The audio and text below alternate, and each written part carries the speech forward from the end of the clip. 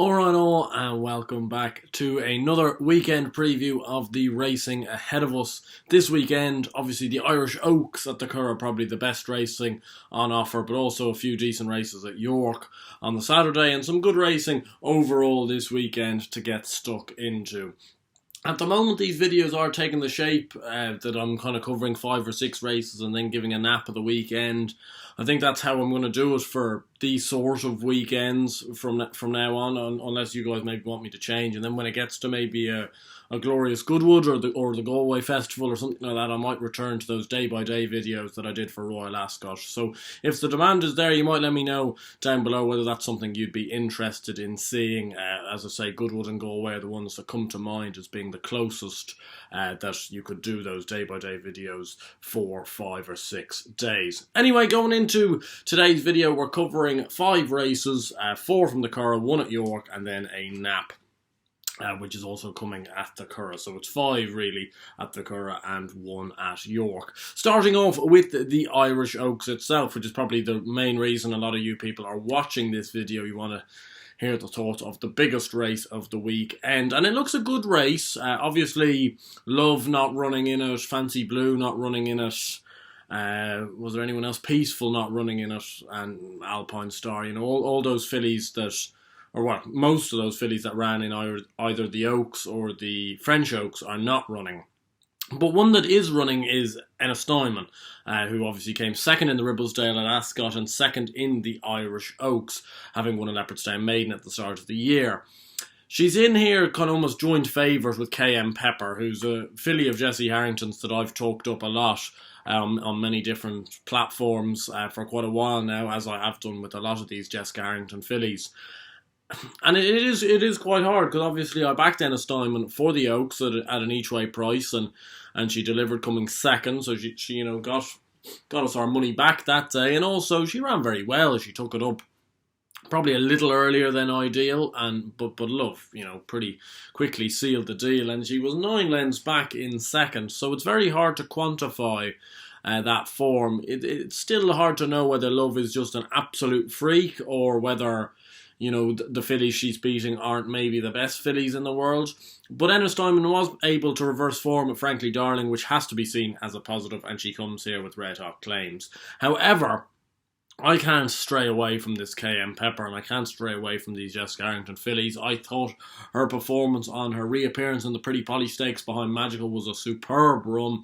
It was clearly advertised by all connected with the horse that she would need the run. I thought, even though I put her up that day at an each-way price, I still thought, you know, this horse actually could come 4th of 5, 5th of 5.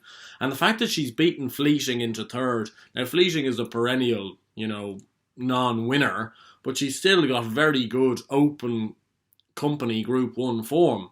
And obviously Magical is a really super mare at this stage. So I think that was a superb effort. She isn't tried at the trip. Obviously, Ennistimon has that in her advantage, and so do a few of the others, Snow being another one who won the Munster Oaks. But that being said, she does shape like this trip should be well within bounds. She's obviously a daughter of Australia, who was a fine mile 4 horse, and there's the way she races. She's maybe a little bit behind the bridle. She's not that dissimilar to Alpine Star in that way. She doesn't travel with maybe consummate amounts of ease during her races, but she does find for pressure a lot, and she's 2 to 1 in here. I think it's a fair price. I don't think it's a massive price, or I don't think it's skimpy either. I think it's about fair. I think her and Ennistimon being around joint favourite is fair, to be honest. I think they've both achieved a fair bit. Cayenne Pepper will obviously, you know, ran a fair few more times as a 2-year-old and therefore achieved a lot more than Ennistimon as a 2-year-old, and then vice versa now in their 3-year-old seasons. Going through the rest of the race, you know, Snow obviously won the Munster Oaks. I'm not sure the real quality of that race. Previous to that, she couldn't get by One Voice at Leopardstown, which would concern me a little bit. One Voice is obviously one of Harrington's good fillies, but she wouldn't be top of the lot, let's be honest with ourselves.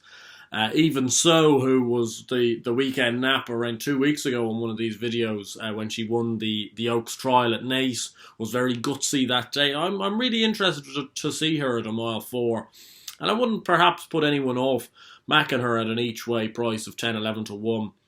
If you fancied, she wouldn't be my selection myself, but I wouldn't put anyone off it at the same time. And that form with Laburnum, who also runs in this race, you don't know how strong that form is until it's tested in a race of this nature. But for me, it is Cayenne Pepper. I think 2 to 1 is a fair price, and hopefully she can get the job done for the Jesse Harrington team and come on a bag for that reappearance run and really show us kind of, I suppose, why I've been banging on about her since April time. Moving on to the Railway Stakes, I have a bit of a bugbear here with a lot of these Curragh races. I'm here on Friday morning, so it is a little bit, it's 11 o'clock Friday morning, so it's a little bit earlier recording this video than maybe usual. But we've got 2 or 3 Group 2s and Group 3s in here that I'm going to talk about at the Curragh that have not been priced up yet. And the full declarations have been made. You know what the field is going to be. Can we please get some markets in? Obviously, I'll put in the prices that I'll be taking in the description below with all the selections when they do come out. But for now, I'm afraid I'm just basing it on the declarations, and there's no prices to go with.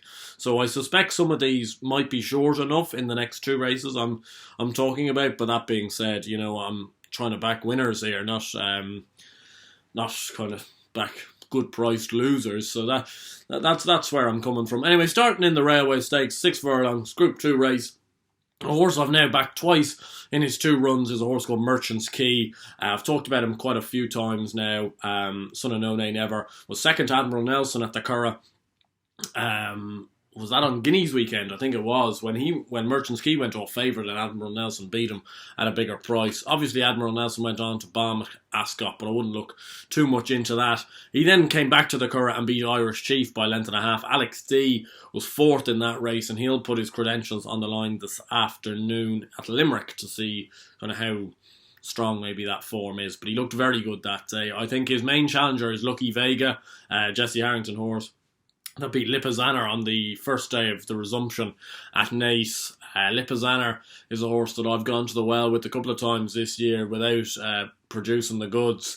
But that being said, Lucky Vega was very impressive that day, and it'll be interesting to see how well that form may lie up and how much progression there is in Lucky Vega. But I think these 2 are 2 very smart colts. I'm really hoping it turns into a matchup between the 2 of them, and I'm just siding with Merchant's Key in this one.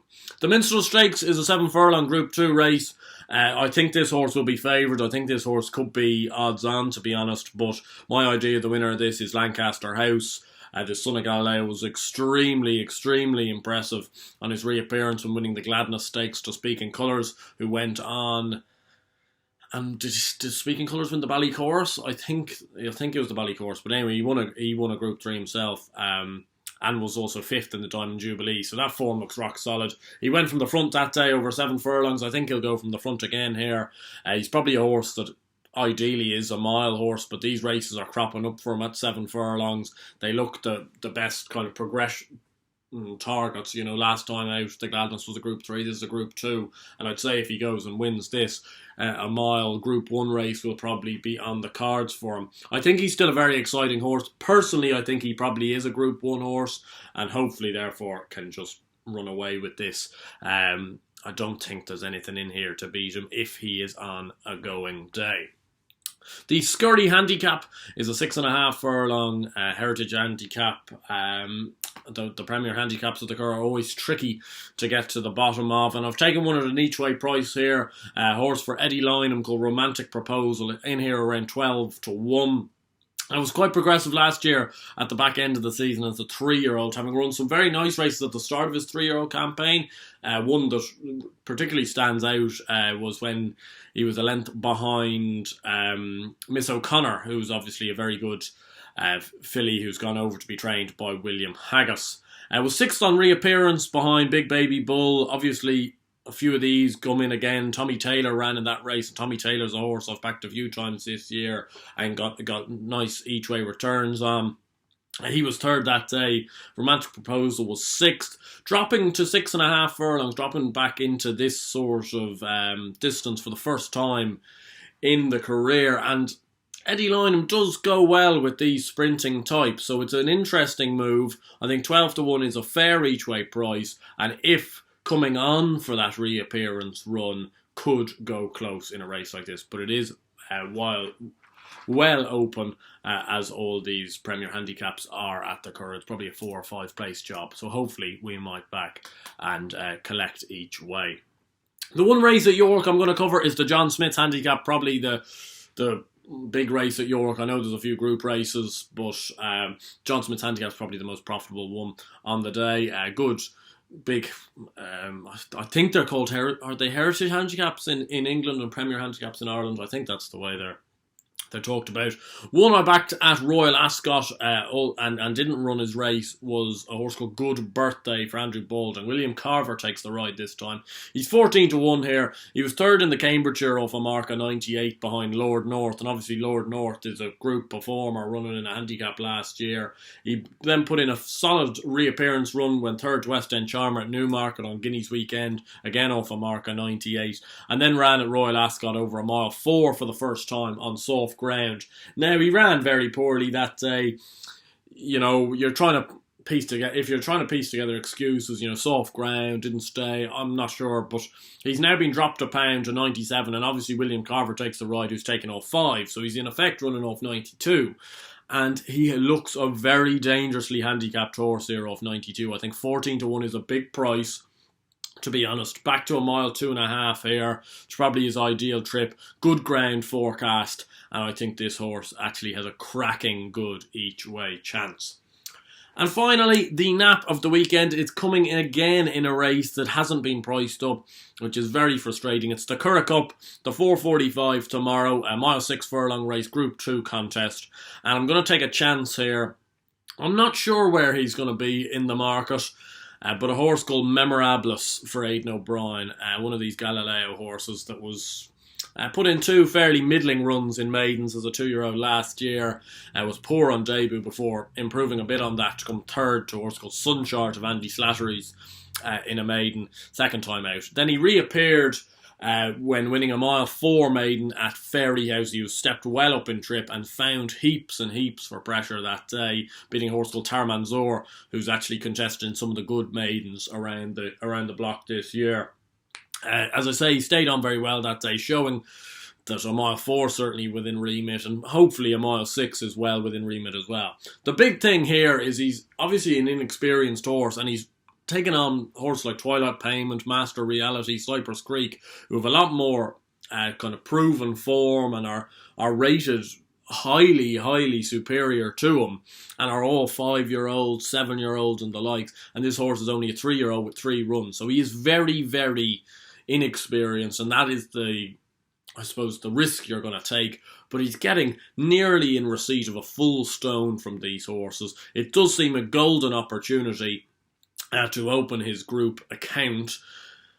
Again, I'm not quite sure what type of price we're going to end up getting with Memorablis, but I'm really hoping it is, again, that kind of, I don't know, I'm useless at predicting odds, as some of you might know, but maybe around the 2-3 to 1 mark. I think he's got a good chance, and again, with that receipt of so much weight, I think he's a good horse, and hopefully can go well. I don't think the older horses, they bring solid form to the table, but they don't bring unbeatable form to the table, is probably what I'm trying to say.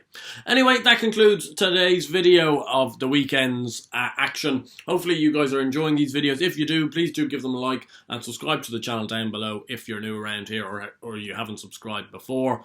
And I will see you guys next weekend for probably something very similar. But also let me know what you think. Do you want day-by-day videos for the likes of a Glorious Goodwood or a Galway Festival or something like that down the line in the summer? Do let me know in the comments down below. And until next time, which as I say will be next weekend, stay safe, stay lucky, land a few, and I'll see you guys then. Cheers.